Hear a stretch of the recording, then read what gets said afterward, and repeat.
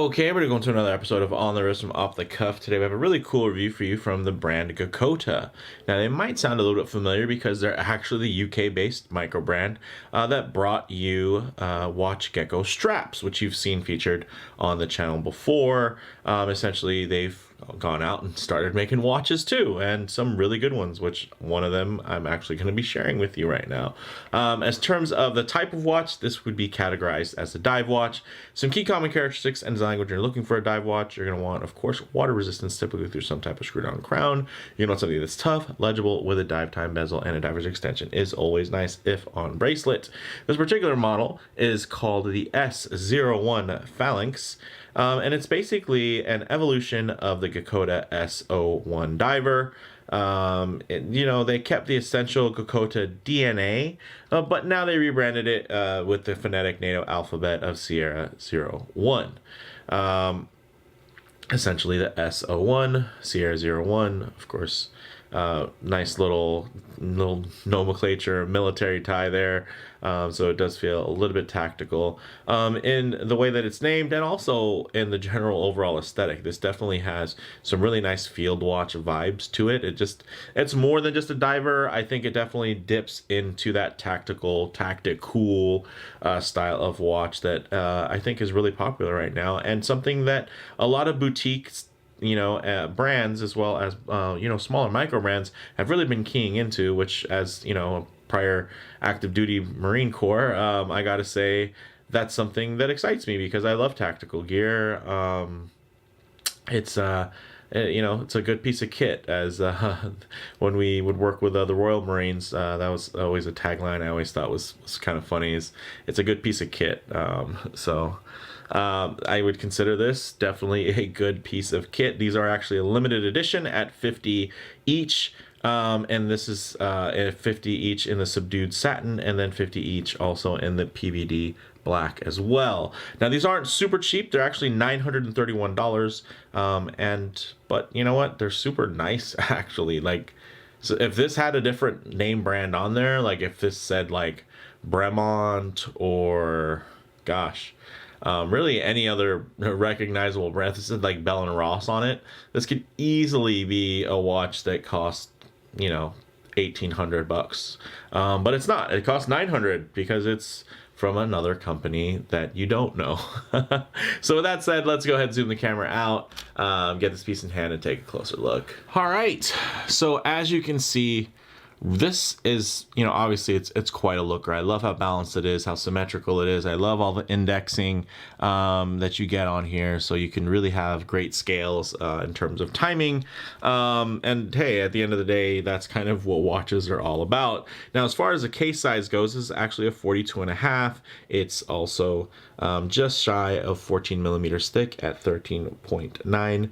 And then it actually does have pretty long lugs at 52.5 millimeters lug to lug, which you can see they do sweep down, and honestly it's a larger watch, so I think these long lugs suit it really well, and you'll see that on the wrist that it ties into a certain aesthetic. And yeah, it's going to probably close the door for some of you with smaller wrists, but for those of us with slightly larger wrists or just more medium sized, I think it definitely works really, really well.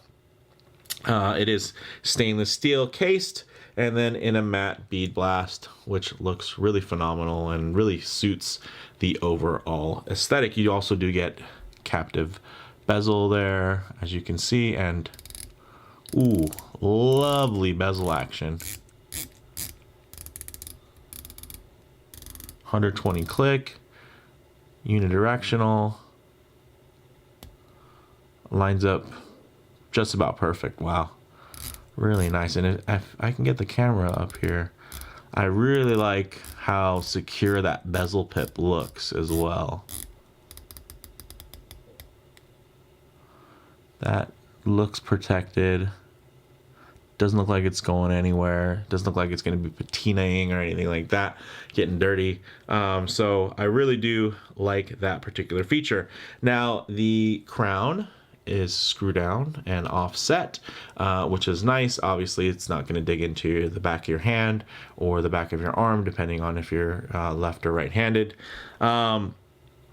And inside we get, actually, although you can't see it, we get an automatic ETA 2824-2, which is definitely a very solid movement. And for the price point, it's what you kind of expect within this range. And this is a really nice, there's a reason why the 2824 has been duplicated and replicated so many times. It's because it's a workhorse. And, you know, like you could say that they even invented the term workhorse drop-in movement with the ETA 2824. So really nice. The case back is solid and etched, and you do get some nice kind of funky, cool font there that really give this just a really special feeling. Like typically you'd see like whatever diver motif or a sea monster or whatever. Like I think this is a really nice touch, and it does, again, it helps it feel a little bit more military and just a little bit more tactical in kind of its vibe. So nice from that standpoint. As far as the dial goes, we do have that matte black dial. We have printed indices with painted hands, so really high contrast. It does use superluminova. As far as the dial and hands, they do glow green, and then the bezel pip glows blue, so you do get that nice kind of offset. So it's really quick and easy to orientate in the dark, which I definitely also appreciate. As far as the water resistance goes, this actually is water resistant 300 meters, so 30 atmospheres. That's serious stuff. That's a professional level diver, which is great, but it also has the chops of just being a general purpose tough watch. I think it just gives you a really solid feel, and the nice thing is you do have a couple of different strap options, but because it's from Geckota and they they run WatchGecko, you do have some really solid straps. For me though, I really love this quick release Zulu Diver sailcloth. Man, this is for me the option. It's nice quick release. Also, look at how well done the strap is. I mean, it's completely sealed, really beautifully done in terms of the stitching, nice and uniform, nice and tight, and everything just fits together really well. Also, you do have the quick release bars, so if you do want to mix things up, but it does have slightly wider, because it's a slightly wider watch, you are getting 22 millimeter lugs.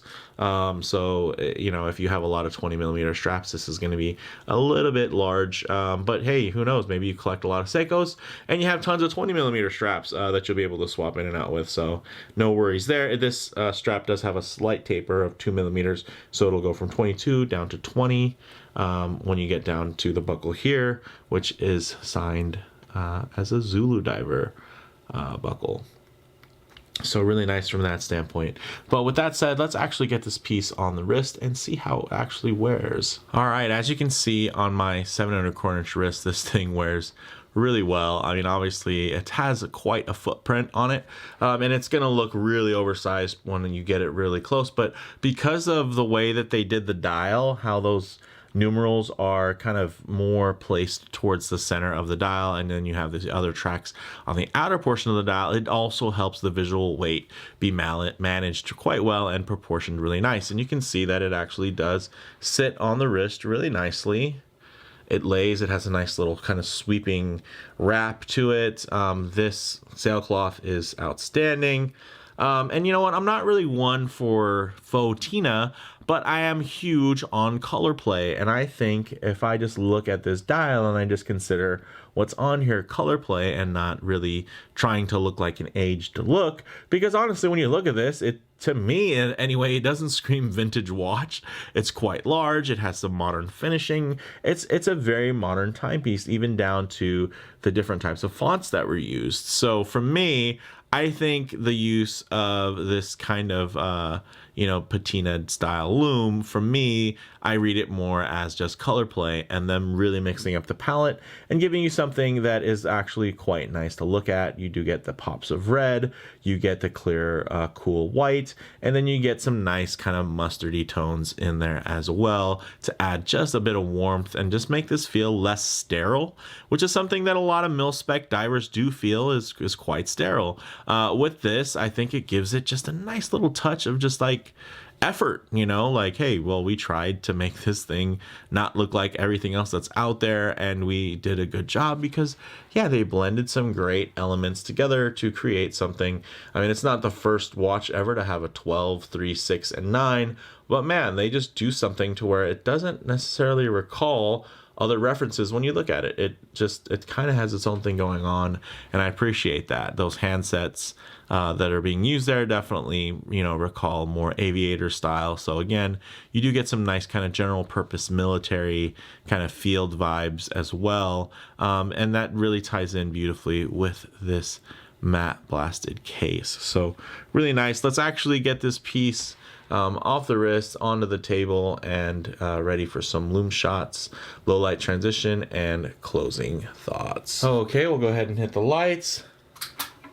As you can see, that loom is quite outstanding, generally all green on the dial, and then you do get that nice blue pip. So really legible, so that's a really great aspect in terms of, hey, when you're underwater or you're just trying to read this in the dark, you have wonderful legibility and orientation because of those cardinal digits there.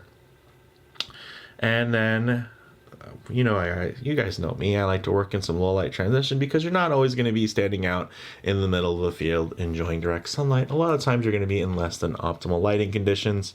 Sometimes you'll just be walking in and out of a building, maybe underneath an overhang or a tree, or maybe just spending time in your favorite vehicle. But one of the things you get out of this is understanding of how this watch is going to render in less than optimal lighting, even in high contrast, harsh lighting, like you're going to see here, where typically you'd be able to kind of expose any defects that typically will get washed out under that really nice studio lighting. But here, instead, you kind of get a really nice look at, man, you can see the little light as it streams past that nice sapphire crystal with inner AR coating. You get a nice idea of the finishes and textures that are on that bezel insert. Really beautiful. And then even on the dial stays very black. I'm very surprised by this. It just likes to stay rendering very, very dark. And then I think that little touch of texture you get from the sailcloth, of course, looks quite outstanding. So this one is one that really kind of won me over, guys. I really appreciate the team over at Geckota sending this one over. You know, it's a new release for them. It's upcoming. It might not even be released yet, so definitely check the links in the description to see if it's actually ready for purchase. But yeah, it definitely on the wrist, guys. Closing thoughts, it feels really premium. It just has that premium kit feel, you know, that tactical gear. It has a very boutique vibe and clear military inspirations, without it actually, you know, being a tribute to any particular pre-existing kind of mill sub that's already out there. So I think that's really cool. As far as model variations go, it is of course also available in a black PVD case with your choice of NATO's or sailcloth. As far as comparable models go, guys, this really does remind me quite a bit of my Squall 50 Atmos Militaire Opaco 1521, and in a very good way. It just has that kind of you know, again, that military aesthetic, which I dig. I like that kind of matte blast. I like the very simple, super balanced, you know, no nonsense, just time only layout. And I think here they took it in more of a modern direction. But as far as, you know, matte case with a black strap, they can be worn in the water, outside of the water, feels fine. You know, maybe just, it has just a cool, fun, tactical vibe to it, and I dig that.